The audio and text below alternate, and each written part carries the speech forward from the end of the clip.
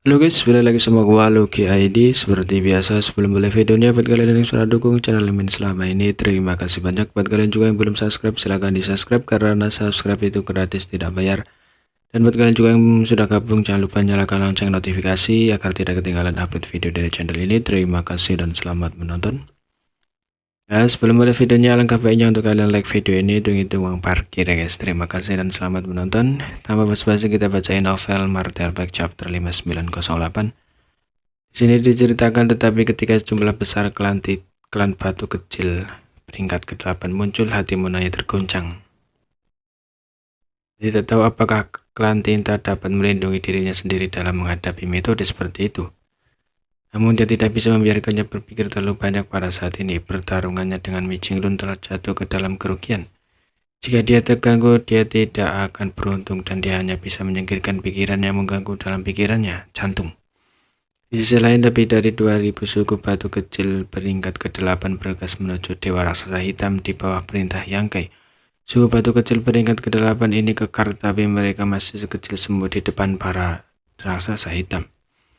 Dalam situasi ini, seolah-olah koloni semut sedang mengepung seekor gajah. Suku batu kecil peringkat 8 menempel di berbagai bagian tubuh Dewa Raksasa Hitam, menggunakan tangan dan kaki mereka bersama-sama dan menggenggam tangan dengan kuat. Yangkai mengulurkan kedua tangannya dan Su Taiyinji di punggung tangannya meledak dengan cara menyilaukan yang belum pernah terlihat sebelumnya. Sementara tinjunya tiba-tiba mengepal, dia berteriak, "Boom!" Di bawah daya tarik Sun Taiyinji, semua suku batu kecil peringkat 8 mekar dengan cahaya kuning dan biru, dan cahaya itu seperti mengalir dari suku batu kecil ini yang sangat murni dan kaya akan kekuatan matahari. Sedikit cahaya tampak menetes ke air jernih dan dengan cepat berubah menjadi lingkaran cahaya. Lingkaran cahaya itu bergabung dan terhubung satu sama lain membentuk film berkelanjutan menutupi wilayah udara yang luas. Hanya dalam 3 napas pendek, dua warna kuning dan biru menghilang digantikan oleh cahaya putih menyilaukan yang cukup murni untuk bebas dari kotoran. Cahaya putih tidak terlalu menyilaukan pada awalnya, tetapi setelah beberapa saat runtuh dan berkontraksi tiba-tiba menyebar. Seluruh medan perang besar diselimuti cahaya pada saat ini. Klan manusia dan Tinta di medan perang terlepas dari tingkat kultivasi, bahkan para tingkat seperti Master Raja dan peringkat ke-9 benar-benar kosong di depan mereka. Kalah semuanya, gambar tidak terlihat. Medan perang yang bising dan tragis, anehnya sunyi sesaat dan waktu seolah-olah berhenti mengalir. Cahaya yang murni hingga ekstrim meletus hingga ekstrim, menembus penghalang kehampaan. Bersinar ke kedalaman medan perang Tinta. Dibandingkan dengan pemandangan sebelum ledakan cahaya pemurnian ketika pengasur Tinta meledak itu hanya cahaya kunang-kunang dan bulan yang cerah. Sejak umat manusia menguasai kekuatan menggunakan cahaya pemurnian untuk menahan Tinta, tidak pernah ada ledakan cahaya pemurnian skala besar waktu itu. Ini adalah cara yang dibawa oleh Yangkai yang mengorbankan klan batu kecil peringkat 2008 sekaligus. Kengerian kekuatan bahkan Yangkai sendiri tidak dapat memprediksinya. Di medan perang di dekat sumber ledakan cahaya pemurnian, awalnya ada jumlah besar orang Tinta yang menjaga garis pertahanan di sini, tetapi ketika cahaya itu pecah, dalam beberapa nafas ada jumlah besar klan Tinta di garis pertahanan ini napas layu, dan lapas mereka yang selamat secara kebetulan turun tajam. Ledakan cahaya pemurnian yang dibawa oleh klan batu kecil peringkat ke-8, tetapi akibatnya menyebabkan garis pertahanan ini benar-benar runtuh. Zona perang lainnya sedikit banyak dipengaruhi oleh cahaya pemurnian, dan hampir semua ras Tinta yang terkontaminasi oleh cahaya pemurnian telah menderita tingkat kehilangan kekuatan tertentu. Setelah lebih dari 10 nafas, cahaya yang menyilaukan berangsur-angsur menghilang dan ketenangan aneh dirusak oleh pembunuhan dan kebisingan. Klan Tinta yang tak terhitung melolong kesakitan, dan kekuatan Tinta di permukaan tubuh terus mengalir tanpa terkendali keluar seperti jika tidak sengaja jatuh ke dalam panci. Melihat situasi ini, bagaimana mungkin pasukan manusia yang sudah menyerang dengan kekuatan penuh kehilangan kesempatan? Cahaya pemurnian adalah bahaya besar bagi klan Tinta, tetapi itu tidak berpengaruh pada ras manusia. Tentara Tinta asli mati-matian melawan dan banyak lagi front sulit untuk ditembus, tetapi sekarang berbagai pasukan umat manusia memiliki peluang bagus ini. Dan dalam satu upaya mereka dengan mudah menerobos garis pertahanan dan pasukan Tinta yang membunuh dikalahkan. Yangkai sendiri tidak menyangka bahwa ini hanyalah pemuda Dewa Raksasa Hitam, dan itu benar-benar menulis ulang tren perang sampai batas tertentu dan hanya tidak tahu berapa banyak korban manusia yang berkurang.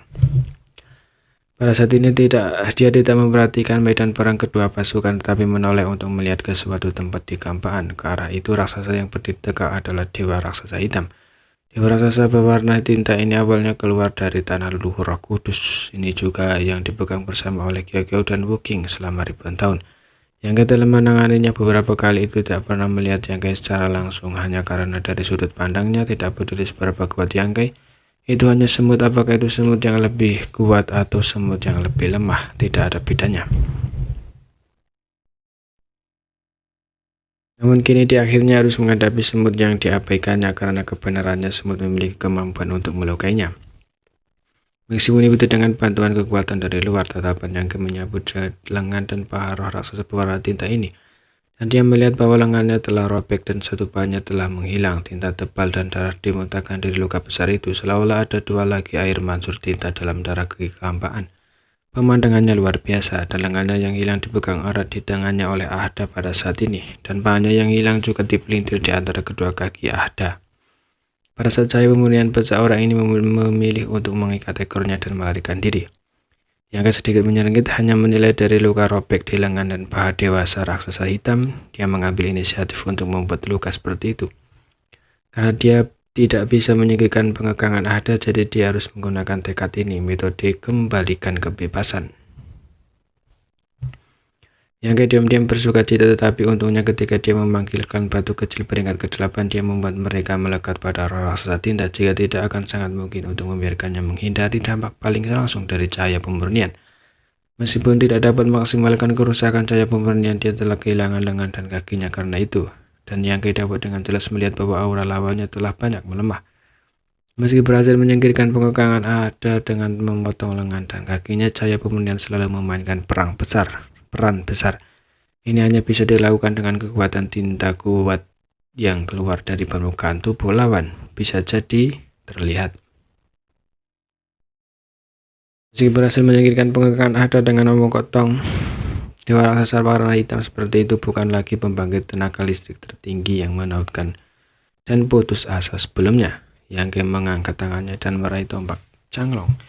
Kekuatan jalanan bergetar dan sungai panjang waktu dan ruang keluar. Sungai panjang melingkar di tombak, memberi tombak Changlong lebih banyak spiritualitas yang tidak bisa dijelaskan. Ada, ayo pergi. Yang mendengus pelan memegang pistol di tangannya, momentumnya meningkat dengan mantap, dan dia telah menyembunyikan dirinya selama bertahun-tahun dalam pertempuran ini. Dia akhirnya bisa mengerahkan kekuatannya tanpa ragu. Yang kayak hati bersorak, jangan ragu untuk melepaskan belenggu yang terikat di tubuhnya. Oke.